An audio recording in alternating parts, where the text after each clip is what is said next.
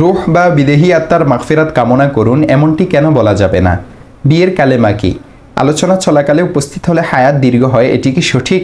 ফুলের তোড়া দিয়ে শ্রদ্ধা জানানোই কি নিষিদ্ধ? অকাল মৃত্যু বললে কি ঈমান থাকে? ধর্ম যার যার, রাষ্ট্র সবার, এটি কি শিরকি বাক্য? জ্ঞান অর্জনের জন্য প্রয়োজনে চীন দেশে যাও, এটি কি হাদিস? জানাজার প্রতি তাকবীরে কি আকাশের দিকে চোখ উঠাতে হয়? বিবাহ পড়ানোর পর জামাই দাঁড়িয়ে সালাম মুসাফাহা কি করতে হয়? হজে কি মহিলারা পর্দা করতে হয় না? মৃতকে কেন্দ্র করে যে খাবার আয়োজন করা হয় তা কি অন্তরকে মৃত করে দেয়? এহরাম অবস্থায় কি চাদর বা লেপ দ্বারা ফা ঢাকা যায় না? মিনার 3টি জামারা কি 3টি শয়তান? ওমরায় কি চুল কাটতে হয়? লিখিত তালাক দেওয়া হয়েছে তবে স্ত্রীকে জানানো হয়নি, তাহলে তালাক হবে কি? তোমাকে তালাক দিলাম বললে কয়টি তালাক হবে? 4 রাকাত বিশিষ্ট নামাজে ইমামের সঙ্গে শুধু 1 রাকাত ফেলে বাকি নামাজ কিভাবে পড়বে? বিবাহ পড়ানোর পর জামায় দাঁড়িয়ে কি সালাম ও মুসাফাহা করতে হয়? কারো সঙ্গে দেখা হলে সর্বপ্রথম আমল হচ্ছে সালাম। আসসালামু ক্বাবলাল কালাম। সালামের স্থান কুশল বিনিময়েরও পূর্বে। এই বিষয়টি সকলেরই জানা আছে। মুসাফাহা ও সাক্ষাতের শুরুতেই করতে হয়। এখন এই কথা সুস্পষ্ট যে বিবাহের অনুষ্ঠান চলাকালে বর্ত মাজলিসের শুরুতেই উপস্থিত হয় আর আসার পর সালাম ও মুসাফাহা অবশ্যই করে থাকে, কিন্তু অনেক জায়গায় এই প্রচলন দেখা যায় যে বিবাহের খুতবা ও ইজাব কবুল হওয়ার পরে বর দাঁড়িয়ে উপস্থিত সবাইকে সালাম দেয় এবং বিশেষ বিশেষ ব্যক্তিবর্গের সঙ্গে মুসাফাহা ও মুআনাকা করে। যদি সে নিজে না করে তবে কোনো মুরব্বী তাকে ইশারা করে বলে সবাইকে সালাম দাও। এটি অন্যান্য রসম রেওয়াজের মতো একটি রসম, এটি সুন্নত নয়, আবার যুক্তিযুক্ত কোনো কাজও নয়। ইজাব কবুলের পরে সুন্নত আমল হচ্ছে নব দম্পতির জন্য বরকতের দোয়া করা, যে দোয়ার বাক্য হাদিসের মধ্যে এভাবে এসেছে, বারাকাল্লাহু লাকা ওয়া বারাকা আলাইকা ওয়া জামাআ বাইনাকুমা ফি খায়র। দেখতে পারেন জামি আত-তিরমিজি হাদিস নং 1091। হজে কি মহিলারা পর্দা করতে হয় না? হজের সময় মহিলাদের পর্দা করা লাগে না। অনেক দিনদার মহিলাও এ ধারণা পোষণ করেন, কিন্তু এটা ঠিক নয়, এটা একটা ভুল ধারণা। ইহরামের হালতেও গায়রে মাহরামের সঙ্গে মহিলাদের পর্দা করা অপরিহার্য। এটা ঠিক যে ইহরামের হালতে মুখমণ্ডলে কাপড় লাগানো নিষেধ, কিন্তু মুখে কাপড় লাগানো এবং গায়রে মাহরামের সামনে ইচ্ছা করে মুখ খোলা রাখা এক বিষয় নয়। আম্মাজান হযরত আয়েশা রাদিয়াল্লাহু তাআলা আনহা বলেন, ইহরামের হালতে আমরা আল্লাহর রাসূল সাল্লাল্লাহু আলাইহি ওয়াসাল্লামের সঙ্গে ছিলাম।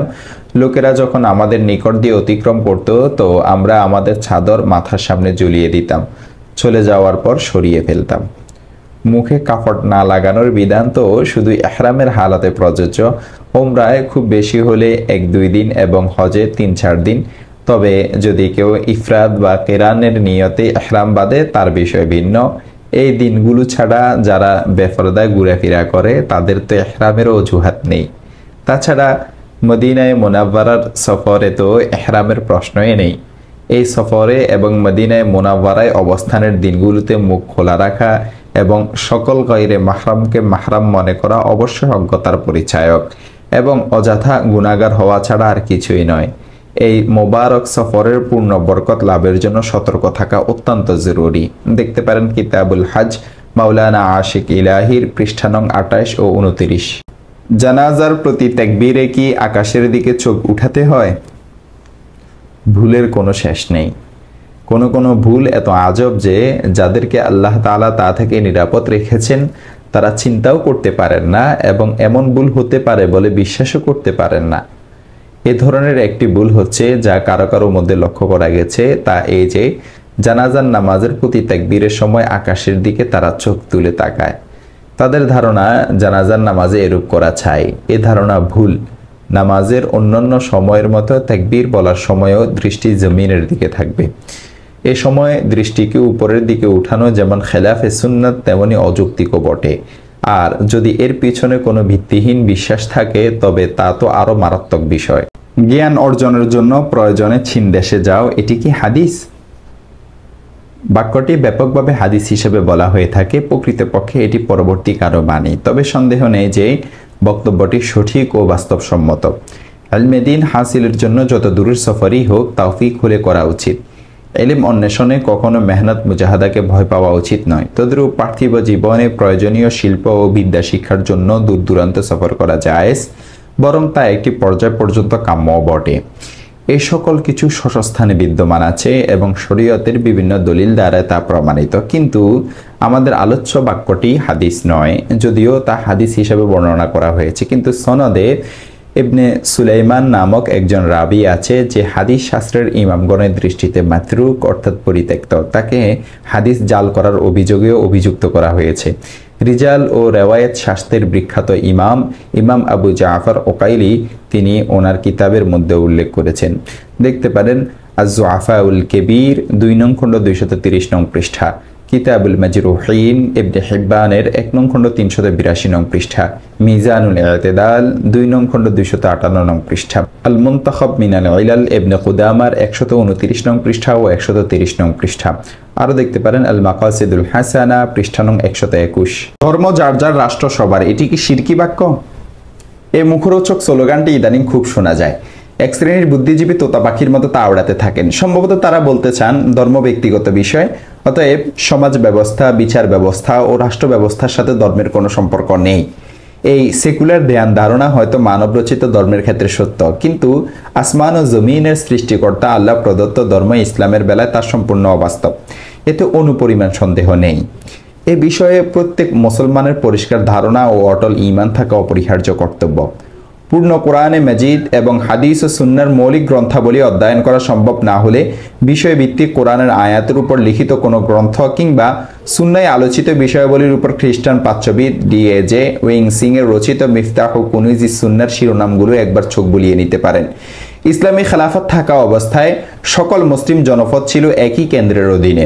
তখন ইসলামী শাসন ব্যবস্থা, বিচার ব্যবস্থা সহ ইসলামের জীবন ব্যবস্থার বাস্তব কাঠামো ছিল প্রত্যেক মানুষের সামনে দৃশ্যমান, কিন্তু এক সময় আমাদের কৃতকর্মের কারণে ইসলামী খেলাফতের দুর্বলতার সুযোগে আল্লাহর দুশমনরা বিশাল মুসলিম সুলতানাতকে টুকরো টুকরো করে ফেলে। মুসলিম জনপদগুলো রাজনৈতিকভাবে বিভক্ত হয়ে গেলে মুসলমানরা আল্লাহর জমিনে আল্লাহর দেওয়া খেলাফত ব্যবস্থা থেকে বঞ্চিত হয়ে যায়।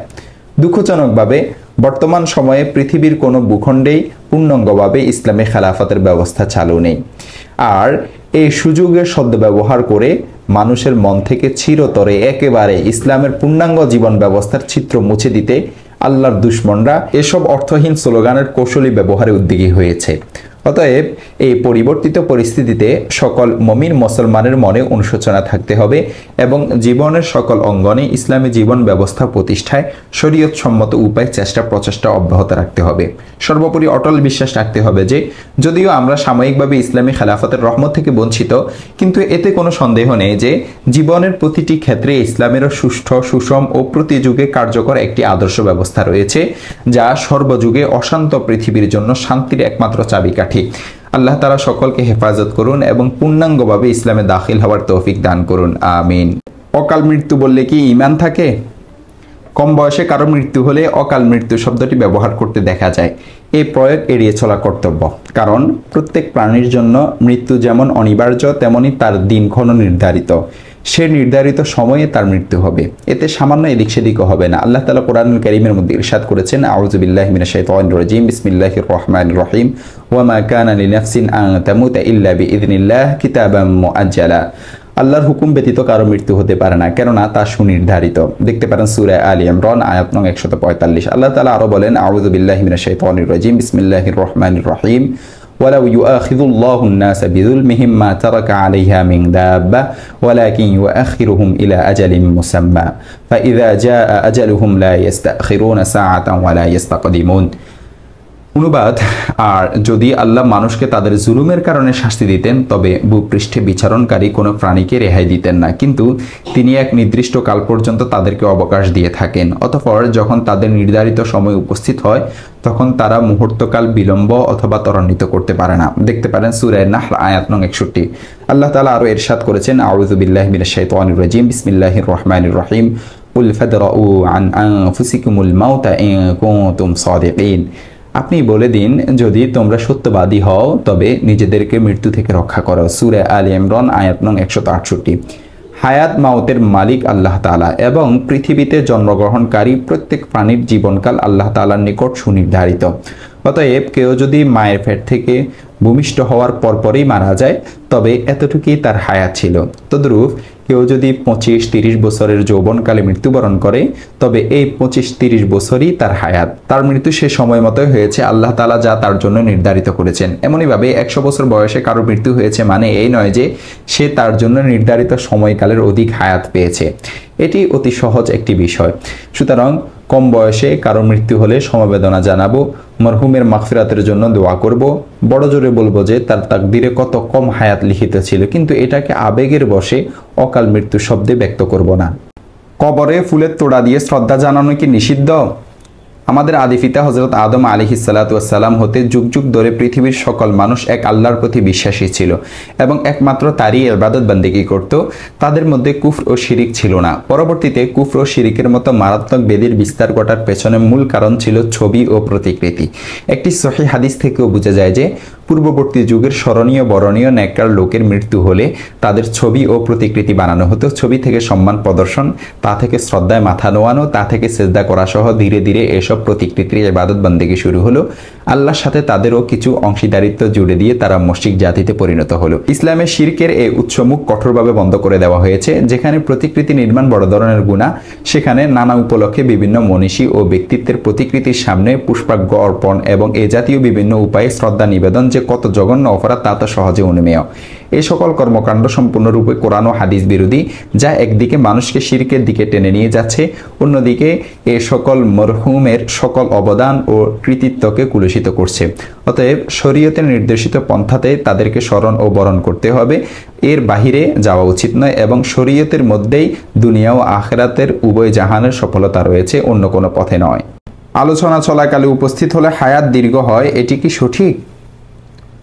অনুপস্থিত কোনো ব্যক্তিকে নিয়ে কথা চলছে, এই সময় সে উপস্থিত হলে অনেককে বলতে শোনা যায় যে তুমি লম্বা হায়াত পাবে, আমরা তো তোমার কথাই আলোচনা করছিলাম।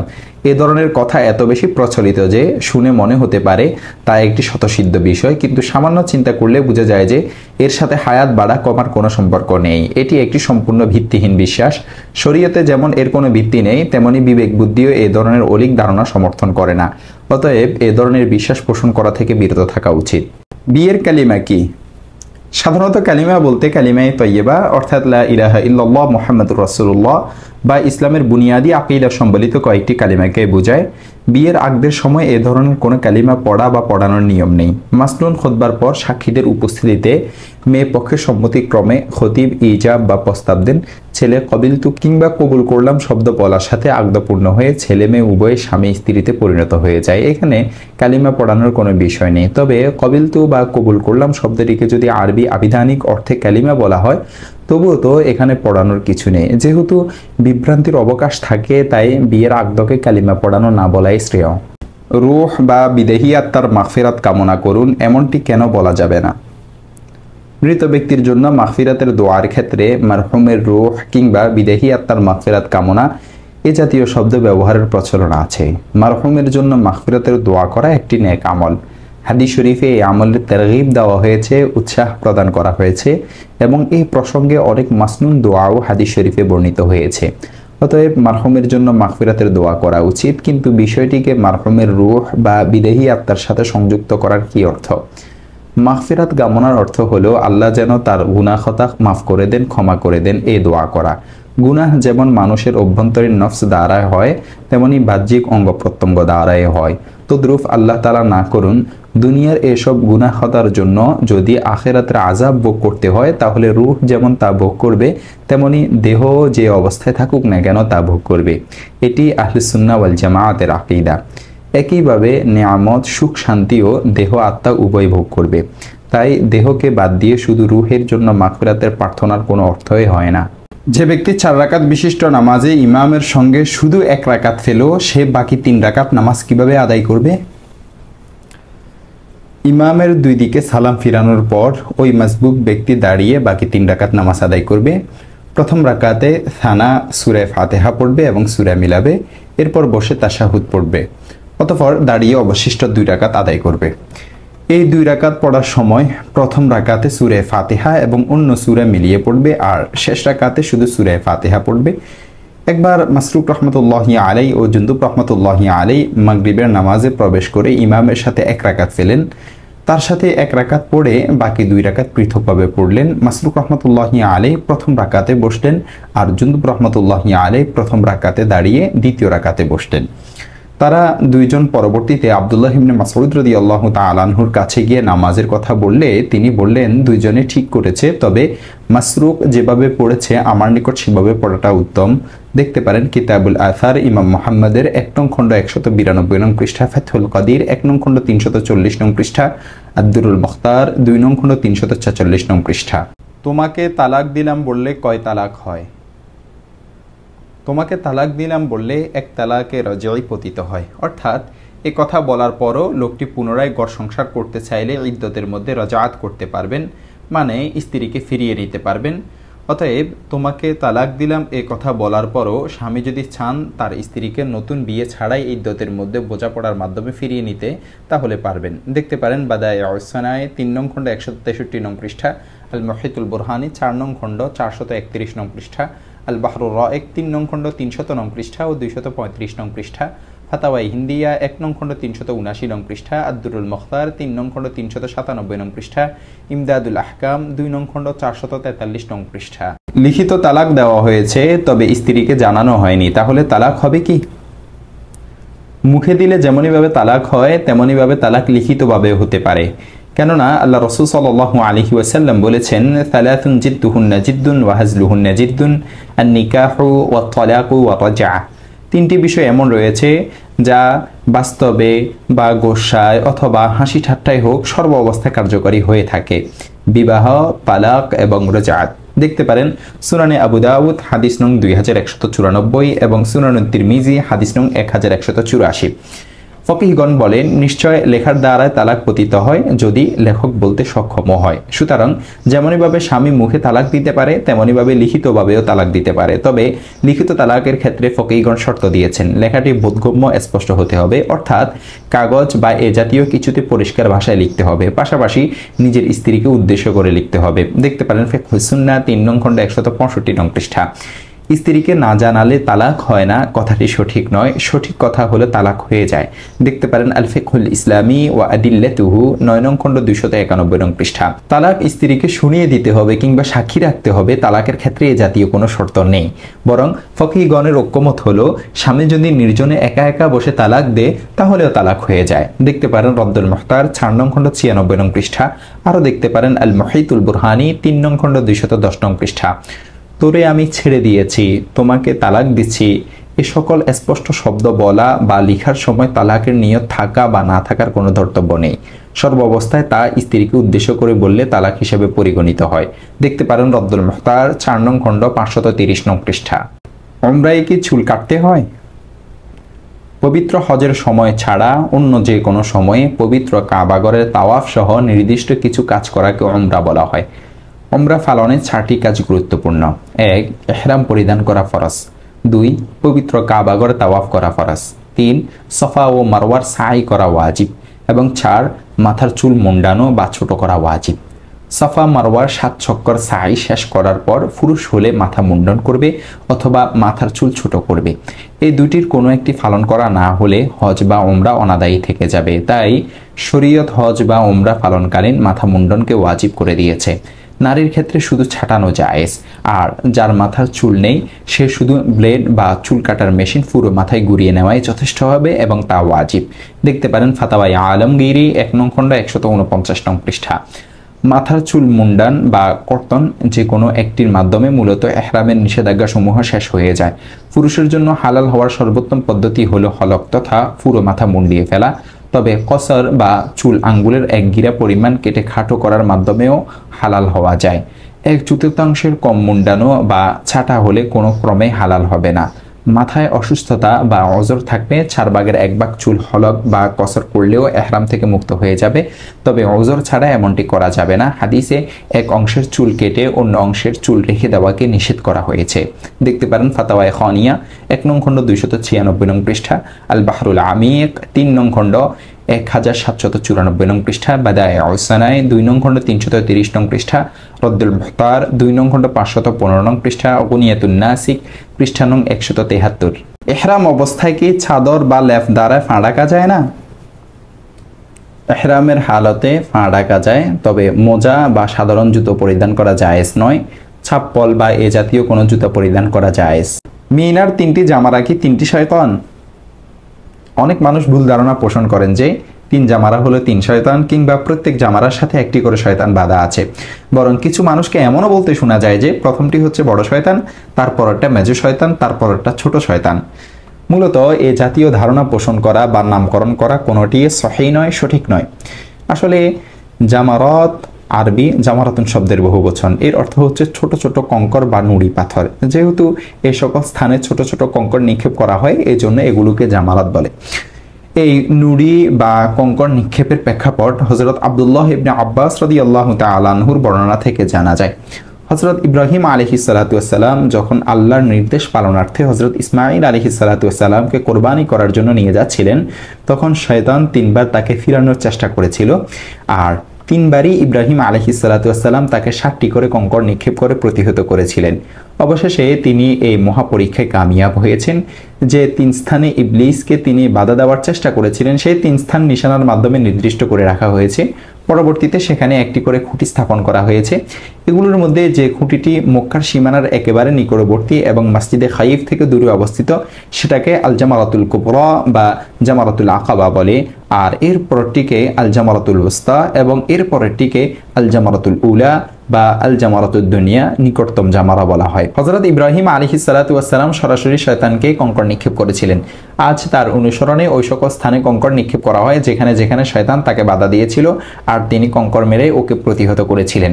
আমাদের কঙ্কর নিক্ষেপের উদ্দেশ্য হলো মিল্লাতে হানিফ অর্থাৎ মিল্লাতে তাওহীদের ইমাম হযরত ইব্রাহিম আলাইহিস সালাতু ওয়াস সালামের অনুকরণ এবং তার কাজের হুবহু অনুসরণ। এই জজবা ও অনুভূতি নিয়ে যে আশিকিন এবং মুহিব্বিনের অনুকরণের মাঝে এমন শক্তি ও প্রভাব রয়েছে যে যারা তাদের অনুকরণ করবে তাদের মাঝেও আল্লাহ তাআলার ভালোবাসা ও মোহাব্বত সৃষ্টি হবে, এবং এই প্রত্যাশা নিয়ে যে আল্লাহ তাআলা আমাদেরকেও জীবনের প্রতিটি ধাপে প্রতিটি বাঁকে শয়তানের মোকাবেলা করা এবং তাতে কামিয়াব হওয়ার তৌফিক দান করুন। এ ব্যাপারে কোনো সন্দেহ নেই যে ওই সকল স্থানে খুঁটির আকৃতিতে শয়তানও থাকে না, বা ওই সকল খুঁটির সাথে শয়তানকে বেঁধেও রাখা হয়নি। কিন্তু যদি আল্লাহ তাআলার বড়ত্বের প্রতি বিশ্বাস রেখে চিরশত্রু শয়তানের বিরোধিতা করার সংকল্প নিয়ে জবানে আল্লাহ তাআলার তাওহীদের ঘোষণা দিয়ে আল্লাহু আকবার বলে কঙ্কর নিক্ষেপ করা হয়, তাহলে সেটা হবে শয়তানের মুখে কালি মেখে তাকে অপদস্থ করা। এর দ্বারাই শয়তানের কোমর ভেঙে যায় এবং সে হতাশ হয়। তবে শয়তানকে জুতা ছুঁড়ে মেরে বা তাকে গালি দেওয়ার মাধ্যমে নয়, বরং আল্লাহ তাআলার কাছে তার অনিষ্ট থেকে ফানা চাওয়ার মাধ্যমে ও তাকে চিরশত্রু ভেবে তার বিরোধিতা করা ও সুন্নত অনুসারে ওই সকল স্থানে কঙ্কর নিক্ষেপ করার দ্বারাই সে লাঞ্ছিত ও অপদস্থ হয়। আর বিশেষ করে কঙ্কর নিক্ষেপের কাজ যদি সুন্নত মোতাবেক করা হয়, তাহলে সেটা হয় শয়তানের জন্য সবচেয়ে লাঞ্ছনা ও অপদস্থতার কারণ। এই কঙ্কর নিক্ষেপের ক্ষেত্রে যে যত বেশি আল্লাহর বড়ত্ব ও আনুগত্যের প্রেরণা আর মোহাব্বত অন্তরে পোষণ করবে এবং যত বেশি শয়তানের অনিষ্ট থেকে বাঁচার জজবা ও ইচ্ছা রাখবে, সেটা শয়তানের জন্য তত বেশি লাঞ্ছনা ও আক্ষেপের কারণ হবে। মোট কথা, মিনার জামারাত শয়তান নয়, বরং শয়তান সেখানে খুঁটির আকৃতিতে উপস্থিত নয়, আর শয়তানকে সেখানে বেঁধেও রাখা হয়নি, বরং আল্লাহ তাআলার নির্দেশ পালনার্থে সেখানে কঙ্কর নিক্ষেপ করা হয়। আল্লাহ তাআলার এই নির্দেশের মাঝে অনেক হিকমত নিহিত আছে। এর একটি বড় হিকমত হচ্ছে আল্লাহ তাআলার ধ্বনি উঁচু করা, তার জিকির জিন্দা করা এবং শয়তানকে অপদস্থ করে তার বিরোধিতায় পূর্ণ উজ্জীবিত হওয়া। আর এর প্রেক্ষাপট হলো হযরত ইব্রাহিম আলাইহিস সালাতু ওয়াস সালামের ওই ঘটনা যা আমি পূর্বে উল্লেখ করেছি। মৃতকে কেন্দ্র করে যে খাওয়ার আয়োজন করা হয় তা কি অন্তরকে মৃত করে দেয়? মৃতকে কেন্দ্র করে যে খানা খাওয়ানো হয় তা অন্তরকে মৃত বানিয়ে দেয়, এটা একটা উক্তি যার অর্থ হচ্ছে মৃতদের ইসালে সওয়াবের উদ্দেশ্যে খতমে কোরআন বা খতমে তাহলিল করা হয় এবং উপস্থিত লোকদের জন্য খাবার দাবারের আয়োজন করা হয়।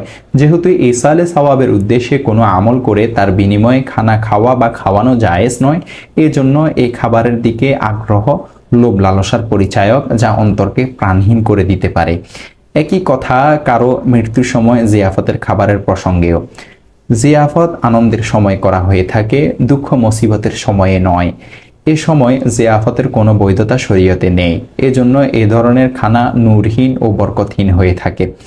বলা বাহুল্য, এ ধরনের খাবার অন্তরকে ক্লেদাক্ত করা খুবই স্বাভাবিক বিষয়। এজন্য বুজুর্গরা বলেছেন মৃতের খাবার অন্তরকে মৃত বানিয়ে দেয়। এটা বুজুর্গদের উক্তি, তবে হাদিস নয়।